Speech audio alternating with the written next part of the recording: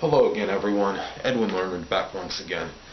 In this YouTube astrological segment, I'm going to be dissertating and talking about someone you may have heard of in the media recently, a guy by the name of Dennis Rodman. As most of you know, Dennis Rodman is a prolific athlete, controversial. He's in the NBA Hall of Fame. He's had a lot of accolades, awards, especially he's been known for his rebounding, basically a relentless rebounding machine. And he's recently created some controversy by going over into, I believe, North Korea, and seemingly to establish a rapport, with their leader there. And a lot of Americans, especially are not in agreement with this, and somewhat adversarial, as far as Rodman goes and what he's been doing over there. So anyway, let me get started with his chart delineation. Dennis Rodman has the sun and moon in Taurus, and this is perhaps where we see, I guess, the bullheadedness of Rodman. Tremendous tenacity on the basketball court, a relentless rebounder and defender. He led the NBA in rebounds 7 times, 5 NBA title teams. He was a 2-time NBA Defensive Player of the Year. And his rising sign is Capricorn, and this is the side of Dennis that I believe is very stern, serious, and taciturn. He is very industrious, businesslike, more often than we may think in his demeanor. Can be very quiet at times, ambitious for success. He worked tirelessly to become a great defender and rebounder. Now Jupiter is in his first house conjunct the part of fortune. Now Jupiter in Aquarius in the first house of personality may account for some of his oblique and unorthodox approach as far as basketball goes. The conjunction to his part of fortune is fortuitous. He gained notoriety, somewhat because of his eccentric way, not just being off the court, but being on the court, and how he was as an athlete. Next thing I want to talk about, he has a fixed T-square involving the Jupiter, Moon, and Mars. And people that have fixed T-squares can be very fixed and resolute, and in this case perhaps regarding sports, which is Jupiter, emotional needs, the Moon, and the energy and the channeling of aggression, which is Mars, can be intractable, immutable, and overly rigid, but also can have strong single-mindedness and fixity of purpose. His Mercury is in Gemini, very good place. There are times when Dennis Rodman is actually very loquacious and never, and seemingly not at a loss for words, and possesses as we could say, a voluble tongue. His scientific and intellectual approach to rebounding could be strongly attributed to this, I believe. Dennis has a preponderance of planets in fixed signs, and with 6 planets and the 7 in the midheaven in fixed signs, shows he could be very intransigent, resolute, and set in his ways.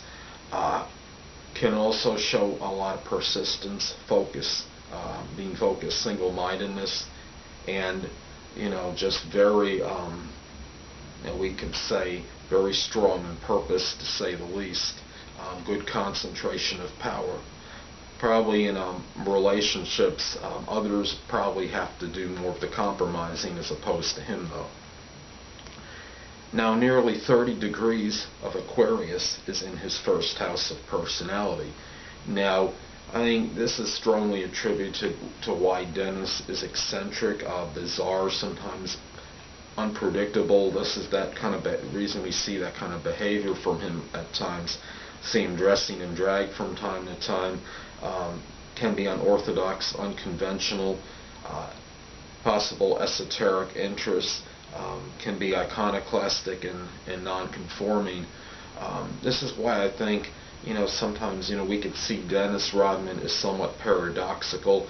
We could see that taciturn, very, quiet, serious, industrious side of him, which is, the Capricorn ascendant, and then vacillate between that and the strong Aquarius influence in his first house, which is, the eccentric, unconventional side of Dennis. So, we could that's why I think he's kind of enigmatic as well, and we see those sides of him very strongly in his demeanor and personality. He has Neptune conjunct the midheaven, and a lot of times I believe, the midheaven is connected with how we see, how a public perception of a person. And I think that's why, maybe, collectively, as a public, we see him as somewhat nebulous and vague, an enigma, to others. The public, I believe, very well has perceived him, or a lot of the public has perceived him that way. Now, he's acknowledged, that he had, habitual, drinking problem, and, Neptune rules chemicals, which could be, including, alcohol, of course. And unfortunately, I think this might be kind of like a stigma with him, and how people, connect, to Dennis in terms of their perception, despite being, a legendary, basketball player in his own right. Unfortunately, a lot of the perception, I think, of him, or what people think when people think of him, they think of, the alcohol, the part of him that, at least was, I don't know if he currently is, but at least had a drinking problem at one time. I don't know if he currently has a problem, although he admitted to having been drinking before some kind of little tirade, little outburst he had, to some interviewer. But I don't know if he has that problem now. But he at the least, had a drinking problem at some point in his life. Anyway, that being said, the next thing was interesting. He has Saturn in his first house. And I think, this is the part of him that, had to learn responsibility when he was young and learn discipline. The family was in a penurious state and had grown up at an early age in poverty, and I believe a lot of that is attributed to his Saturn in the first house. Now he has the Mars in the 7th house, which is the accidental fall, and I think a lot of this is connected with the combative, volatile relationships we could see. With the public, and sometimes like we see, the media with, when he had that outburst against that, reporter fairly recently, and things of that nature. We saw sometimes, contentious, relationship sometimes with others on the basketball, basketball court, from time to time. So, I think a lot of that is attributed to the Mars, in the 7th house. Last but not least, I wanted to point out he has the Moon square Mars in his chart, and I think, we see, some acrimonious, volatile, behavior from him from time to time, and I think, a lot of that is connected with that aspect.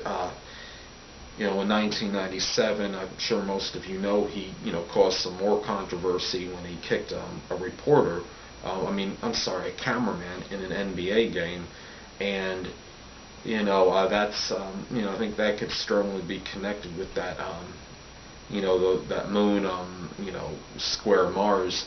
And when you have, Mars adversarial, with the Moon, obviously, you're not, the emotions and the aggression are not, really much in sync, and, sometimes it could be, the combination of one's emotions and that, you put that anger and aggression there, and it could be a, somewhat combustible, combination, unfortunately. Well, anyway, people, that will conclude this YouTube astrological segment for Dennis Rodman's natal chart, and stay tuned next time, where I'll be dissertating and talking about continuing my series with the house rulers. Two things I want to get with you on before I head out. Firstly, the stars may impel, but do not compel. And secondly, never isolate any single astrological element, aspect, planetary placement, position, configuration, influence, or what have you, and make an analysis on a person, astrologically speaking, based on this alone, because a person astrologically is the sum of all their components in their natal chart, and not just one. Until next time, people, stay well.